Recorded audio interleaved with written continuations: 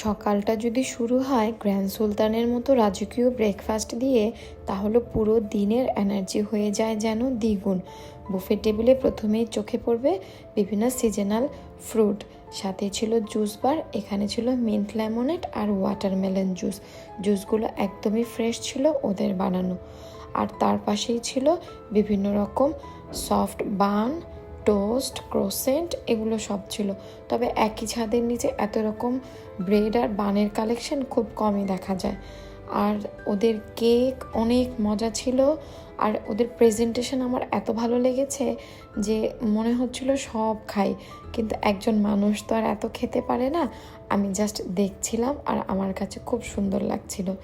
তো এগুলো আমরা দেখার পর চলে গেলাম মেন কোর্সে। এখানে ছিল ডাম্পলিং স্যুপ, ছিল পরোটার সাথে ছিল চিকেন কোরমা, সাথে ছিল একটা ভেজিটেবলটা ওদের স্টাইলে রান্না করা, আর ছিল পাস্তাটা ছোট বড় সবার কাছেই মজা লেগেছে। ছিল বাফেলো চিকেন, আর ছিল কিউট পোস্ট এগ, এটা দেখতেও কিউট, খেতেও কিউট। আর ছিল পটেটো ওয়েজেস, আর লাস্টে ছিল সুজির হালুয়া। আমরা তো অল্প অল্প খাবার নিয়ে প্রথমে দেখছিলাম। আমার কাছে এত পরিচ্ছন্ন লাগছিল, আর স্টাফদের অনেক স্মাইলিং ফেস ছিল, এটাও আমার ভালো লাগছিল। বিভিন্ন রকম কন্টিনেন্টাল ফুড ছিল। আসলে একজন মানুষ ব্রেকফাস্টে যতগুলো খাবার ডিমান্ড করতে পারে ওরা সবই রেখেছে, কোনো ঘাটতি রাখেনি। যার যেটা পছন্দ সে সেটাই নিয়ে নিচ্ছিল।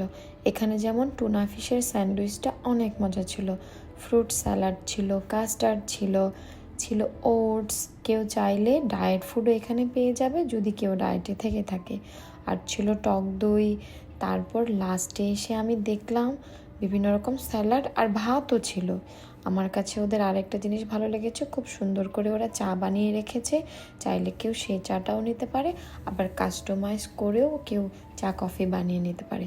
আর ছিল লাইভ স্টেশন, এখানে এসে আমি পোস্ট এগ আর অমলেট নিজে করে নিয়েছিলাম গরম গরম খাওয়ার জন্য। আর ব্রেকফাস্ট শেষে 1 কাপ গরম চায়ের সাথে বেলকনিতে বসে কাটানোর সময় সেটা একেবারেই অন্য রকমের শান্তির ছিল, ভীষণ ভালো লেগেছে।